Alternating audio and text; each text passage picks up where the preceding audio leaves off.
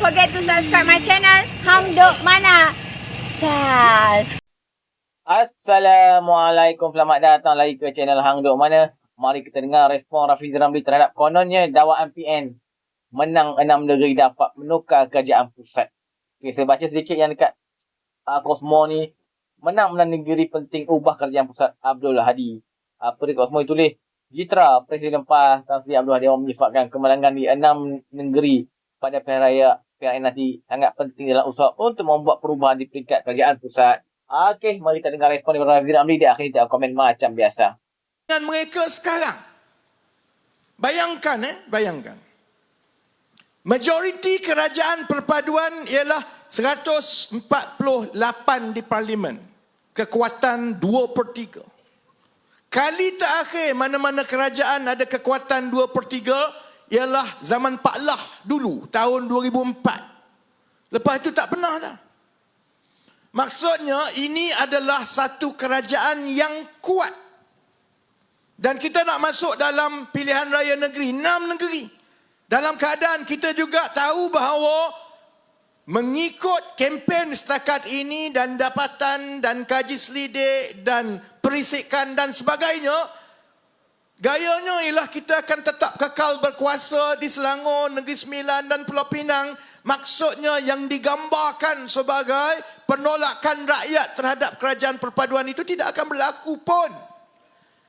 Tapi sekarang ini Perikatan Nasional tengah bakar, terutamanya yang muda-muda, bahawa kena turun, bangkitlah kuasa Melayu. Kerana kononnya kalau 12 Ogos ini mereka menang, mereka akan tukar kerajaan. Lembu pun cerdik lagi daripada tu, tahu. Lembu pun tahu beza antara pilihan raya negeri dengan pilihan raya pusat, persekutuan. Kok mananya dia kata boleh bertukar tu? Kok mana? Sebab itu kalau saya kasar dengan PAS bersatu tu, lepas ini, saya nak beritahu kawan-kawan UMNO, lepas ini bersatu pun, dia akan jadi boyfriend yang gigit jari juga dengan PAS. Cuma kita set awal-awal, lepas ini bila dia kena lanyak dan dia kena PAS curang dengan dia datang dengan kita tak payah layan. Tak payah layan kan. Sebab kami pun pernah dengan bersatu dulu sekejap. Jadi kita pun tahu. Baik. Dalam Perikatan Nasional ni sebenarnya PAS. Dia racun, dia bakar, dia beritahu begitu semata-mata dia nak perbodohkan rakyat. Terutamanya yang Melayu-Melayu yang muda ini. Kononnya kalau mereka ramai-ramai, lagi perkauman, lagi kasar, lagi biadab, maka dalam pilihan raya negeri, lepas habis 6 negeri, maka akan tukar kerajaan persekutuan. Saudara-saudari tahu benda itu takkan berlaku pun. Dia takkan berlaku. Bagi saya, biarkan mereka. Biar Mahyudin betul-betul bakar ni. Biar PAS bakar. Sebab bila dia terlebih bakar macam ini, mereka akan terbakar lepas 12 Ogos. Kerana yang dijanjikan kepada rakyat, kepada orang Melayu yang duk sokong dia tu, yang muda-muda yang duk buat TikTok angkat tangan lawan Anwar tu, lepas ni potong tangan kamu nak letak ke mana? Sebab benda tu takkan berlaku. Saya tahu contohnya lepas ini 2-3 bulan daripada sekarang, PAS dan juga bersatu lepas ini akan ada masalah dengan penyokong mereka sendiri. Kerana dia juga beritahu penyokong dia bahawa lepas ini akan tukar kerajaan, kita jadi kerajaan persekutuan. Lepas 2 bulan, penyokong dia sendiri kata, dulu kamu kata tukar, kamu suruh kita buat macam-macam, tiba-tiba tak tukar pun. Dia macam RUU dululah. Sikit-sikit jom kita ke Padang Merbok, kita tukar kerajaan Islam kita buat hudud. Sampai ke hari ini daripada hudud RUU jadi REE, Bumi Nadir. Saya tahu benda tu. Jadi biarkan dia. Tapi masalahnya ialah begini. Macam yang saudara Anwar sebut, kita berada di landasan yang betul. Kalaupun saya bersemangat sangat, kawan-kawan semua bersemangat, walaupun sebenarnya tak ada keperluan. Saya tahu keadaan tidak akan bertukar, Saya tahu kursi saya tak terlibat. Saya tahu kawan-kawan insya-Allah lepas semua. Saya tahu kita akan terus. Sepatutnya saya tak payahlah sampai hilang suara, makin gemuk, kena pakai baju hitam tiap-tiap malam. Sebabnya ialah saudara-saudari, kita semua sayang kepada negara kita. Kita sayang kepada orang yang susah. Kita masuk politik sebab kita ingin mencari sedikit pahala. Dan cara paling baik untuk kita dapat pahala kalau kita diberi tanggungjawab dan amanah awam ini ialah kalau kita boleh tolong orang yang lemah, orang yang miskin, orang yang perlukan pembelaan. Dan sekarang kita berada di landasan yang baik. Banyak perkara yang sebelum ini kita rasa susah. Negara kita ni bergelumang dengan masalah, dengan segala cabaran. Kita sudah mula susun satu demi satu dan landasan itu baik.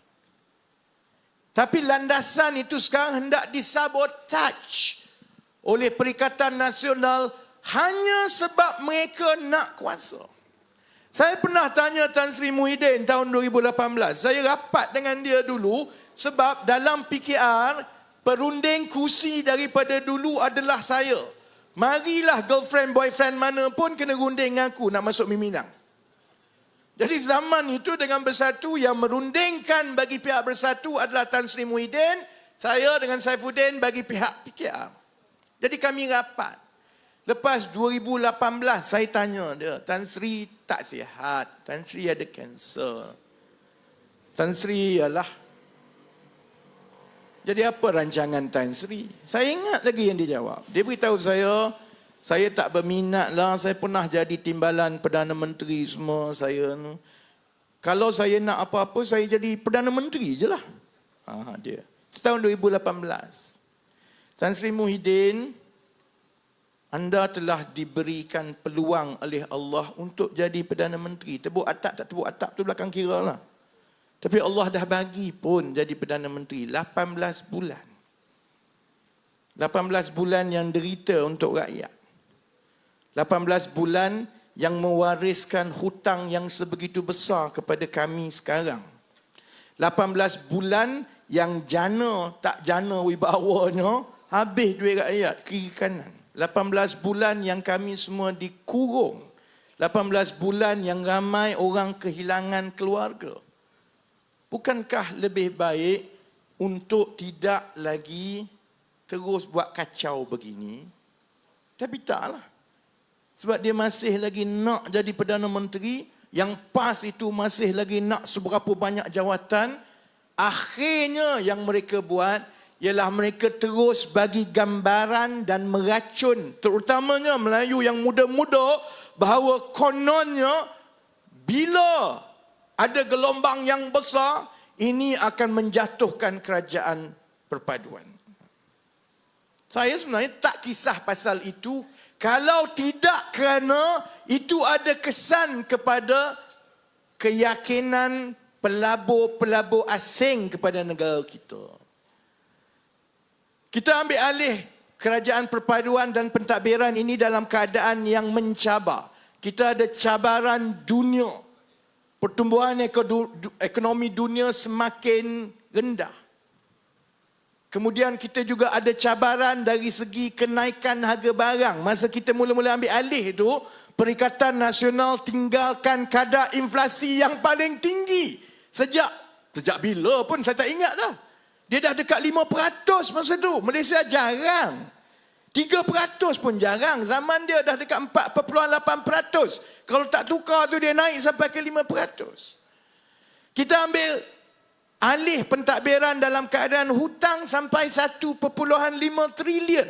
Bayar bunga saja dekat 20-30 bilion setahun. Baik. Jadi pelabur-pelabur asing dia tengok kat Malaysia. Dia kata, yalah Malaysia ni dah lah nampak macam tak ada industri baru. Lepas tu nampak macam bergolak lagi, masih lagi bergaduh. Sebelum itu asyik bertukar Perdana Menteri. Jadi dia tunggu sekejap. Kemudian nak dijadikan cerita pula, Amerika Syarikat terus naikkan kadar faedah dia. Lagi naik, lagi payah kita. Kerana bila dia naikkan kadar faedah dia, pelabur kata daripada aku letak duit dekat Malaysia, baik aku simpan dekat US. Lagi banyak pulangan. 4-5%. Kat Malaysia, 3% je. Dah payah lagi kita. Kemudian dalam tempoh 5-6 bulan pertama, walaupun duk tanyalah, apa kamu buat, apa kajian buat, apa kajian buat. Saya bersabar sebab bayangkan keadaan dia begini kan. Kalaulah kita buat macam itu kepada Kerajaan PAS Kelantan 33 tahun. Bukan 6 bulan, 33 tahun. Kalau dulu, saya ingat masa saya kecil-kecil ada. Saya orang Terengganu kan. 3 suku darah Kelantan. Saya orang Besut. Jadi, banyak keluarga Kelantan. Saya ingat masa saya kecil-kecil dulu, air Kelantan tak adalah macam Starbucks sekarang. Adalah jernih lah sedikit. Yang dulu-dulu lah. Hasil daripada 33 tahun mereka memerintah, Starbucks pun tak nak buka dekat Kelantan. Tak boleh buat peniaga. Air itu makin teruk. Agaknya karat makin teruk dalam paip. Sebab 33 tahun kau buat apa sebenarnya? Tapi kita tak ada lah buat bising macam tu. Tak ada ratib tiap-tiap hari. Kita tak ratib kat dia tanya, yang dulu kamu seret pakcik-pakcik tua daripada seluruh Malaysia pergi berkumpul kat Padang Merbuk. Bergaduh kononnya nak buat hukum hudud. Mana hudud kamu? Kamu ada 33 bulan masa dalam kerajaan. Tak ada hudud. Kita tak adalah kata macam tu sebab kita tahu bahawa fokus kita ialah rakyat dan negara. Yang kita nak tumpu ialah macam mana nak bawa negara dan ekonomi ke landasan yang betul. Dan untuk itu kita tumpukan 4-5 bulan. Dia nak bising-bising lah. Dia nak kempen jatuhkan kerajaan ikut suka kamu lah. Kita perlukan 4-5 bulan yang pertama sejak kita ambil alih itu untuk kita rangka dasar yang baru-baru ini Datuk Seri Anwar lancarkan sebagai ekonomi madani. Baik, orang tanya, kenapalah lama sangat kamu tak buat apa-apa? Korang pernah semak tak sebelum ini, kerajaan-kerajaan sebelum ini, lama mana yang diambil masa untuk menghasilkan satu pelan ekonomi? Datuk Seri Najib dulu lebih kurang 12 bulan. Ambil alih April 2009, lancar di Parlimen sekitar Ogos, tak silap saya, 2010.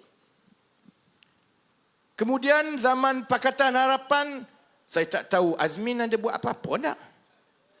Saya tengok kerja dia duk ikut Mahathir pergi mana-mana. Jadi saya tak ingat dia ada lancar apa ke tak lancar, saya pun tak tahu. Kemudian Tan Sri Muhyiddin Yassin jadi Perdana Menteri, dia tak lancar apa-apa pun. Dia tutup pintu kita ada lah. Tak ada. Kerajaan perpaduan ambil masa 7 bulan daripada tarikh kita diangkat untuk memikul amanah kerajaan untuk hasilkan satu dokumen perancangan ekonomi. Kau nak lama mana lagi? Kau nak cepat macam mana? Sebab kita juga tahu bahawa kerangka ekonomi itu bukan sebab nak menang undi. Kerangka ekonomi itu terutamanya ialah untuk meyakinkan pelabur-pelabur bahawa rancangan kita itu ialah rancangan yang baik. Bukan rancangan yang populis. Bukan rancangan yang angan-angan. Rancangan yang tulus, ikhlas dan jujur dengan masalah-masalah yang kita ada. Jadi kenapa kita perlukan 6 bulan?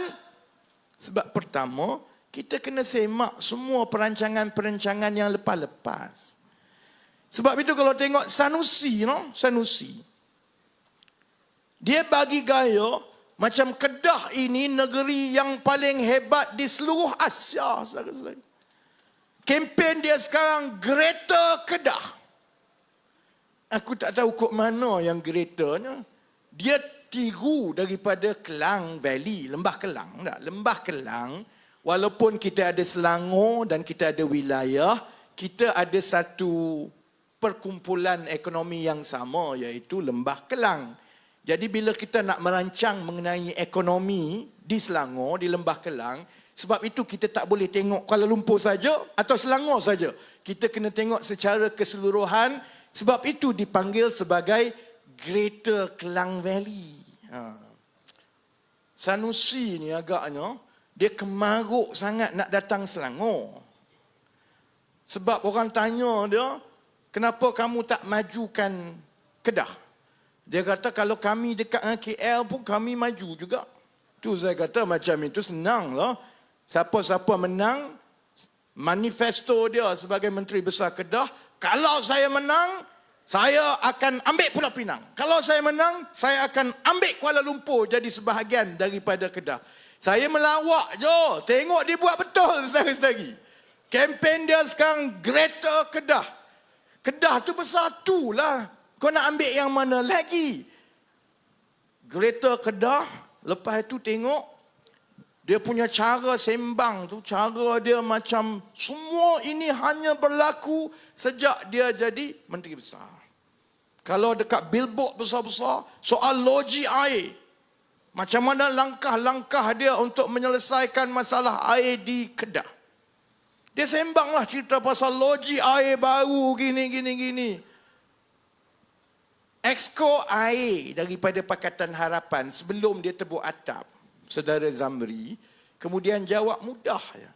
Zamri kata, loji air yang 5 tu yang ada, loji rawatan air di Kedah yang Sanusi duk jual sebagai pencapaian dan kehebatan dia, loji itu bukan saja PAS yang tak minta, Pakatan Harapan pun tak boleh nak mengaku. Sebabnya permohonan loji air itu dibuat oleh Datuk Bashar zaman UMNO dulu pun. Daripada zaman Datuk Bashar, Menteri Besar Kedah dulu yang minta 5 loji air tu. Kerajaan Persekutuan bagi. Kemudian kerajaan beralih kepada Pakatan Harapan 2018. Bak mari dengan Sanusi ni, ini nama dia Sanusi curi ayam. Orang lain buat kerja, orang lain susah payah, orang lain selesaikan. Dia kerja dia pandai angkat tangan mengaku, saya punya cikgu. Jadi sebab itu kita tak boleh buat macam itu. Kalau kita nak buat perancangan ekonomi, kita kena yakinkan pelabur-pelabur bahawa semua ini telah dipertimbangkan sebaik mungkin dan bukan cara saja nak cepat, nak mengaku, nak ambil kredit kerana nanti kantoi macam Sanusi. Sebab itu kita perlukan 6 bulan kerana setiap satu perkara yang kita nak buat, dia bukan hanya mengambil masa untuk menetapkan dasar. Lepas kita dah ada cadangan dasar itu, kita kena panggil kementerian-kementerian dan agensi-agensi yang terlibat. Bincang bersama, bincang dengan sektor swasta. Supaya bila dah ada dasar, lepas itu nak kena buat. Kalau tidak umum saja, lepas tu habis, tak jadi. Sebab itu beza kita sebelum kita lancar ekonomi madani, kita dah bincang dahulu 6 bulan dalam kerajaan dengan swasta. Sebab itu bila saya lancarkan pelan peralihan tenaga, kita bukan saja umum, kita umum 10 projek mega bernilai 25 bilion. Sebab apa? Sebab kita dah bincang dah dengan Petronas, dengan TMB, dengan Khazanah, dengan Saim Dabi. Kita dah bincang, kita dah tahu siapa akan buat apa, bila dan sebagainya. Sebab itu saudara-saudari, dengan dokumen itu dan dengan beberapa signal ekonomi yang kita bagi, alhamdulillah, dalam sebulan yang terkini ini bukan saja soal inflasi dah turun, saudara-saudari tengok pasaran saham makin baik. Mata wang makin mengukuh. Adalah perubahan macam-macam. Semalam contohnya, Amerika Syarikat tak habis batuk lagi, letih. Tiap-tiap bulan dia batuk ekonomi dia. Dah okey sikit, semalam dia batuk lagi. Sebab semalam rating kredit Amerika Syarikat diturunkan. Bila diturunkan, semua orang takut. Bila ada orang takut, dia goyang.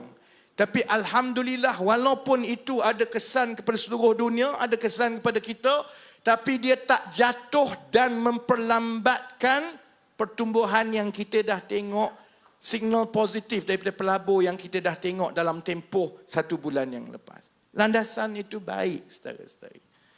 Sebab itu saya, kawan-kawan semua kempen cukup-cukup untuk kali ini. Sebab itu juga kepada sahabat-sahabat yang akan mengundi di Sungai Kandis, saudara-saudari kena faham, ini bukan soal untuk kekal berkuasa di Selangor. InsyaAllah dia tak ada masalah, akan kekal berkuasa. Tak ada masalah langsung setakat ini. Tapi saya tak nak kalau kita lalai dan alpa, terutamanya sahabat-sahabat yang bukan Melayu, kalau tak keluar mengundi. Sebab dalam pilihan raya umum yang lepas, itu ialah kadar keluar mengundi, pengundi bukan Melayu yang paling rendah sejak tahun 2008. Sekitar 68% je. Selalunya pengundi bukan Melayu keluar sampai 83% tiap-tiap pilihan raya umum. Jadi saudara-saudari, terutamanya uncle, auntie, kawan-kawan yang bukan Melayu kena faham, ini bukan soal semata-mata untuk menang di Selangor. Kerana kalau signal itu tidak baik, Perikatan Nasional akan terus buat kacau dan kacau itu akan menakutkan pelabur, maka segala landasan yang kita berdikit-dikit makin baik ini, maka itu akan merencatkan balik peluang kita untuk menjadi kuasa ekonomi di Asia Tenggara semacam yang kita rancang. Okey tuan-tuan, nampaknya dia orang ni tengah duk main isu lah konon-konon yang boleh menang negeri. Menang 3 negeri pun yang hak kekal untuk dia orang menang 3 negeri. Kedah, Kelantan, Terengganu pun dah bersyukur lah. Ni ada angan-angan nak menang sampai Selangor, sampai Negeri Sembilan. Penang pun dia orang nak boleh menang. Gila betul lah. So, untuk mengetahui semua, majoriti rakyat Selangor ni adalah menyokong kerajaan perpaduan. Tambah-tambah di Negeri Sembilan dan Penang. So, saya rasa berangan je lah untuk PN ini untuk rampas kerajaan pusat dengan menang 6 negeri. 3 negeri hak takut-takut nanti Kedah pun dengan Terengganu dia orang hilang. Okey, kepada penyokong-penyokong semua, BN, PA terus menyokong kerajaan perpaduan PMX Anwar Ibrahim. Assalamualaikum.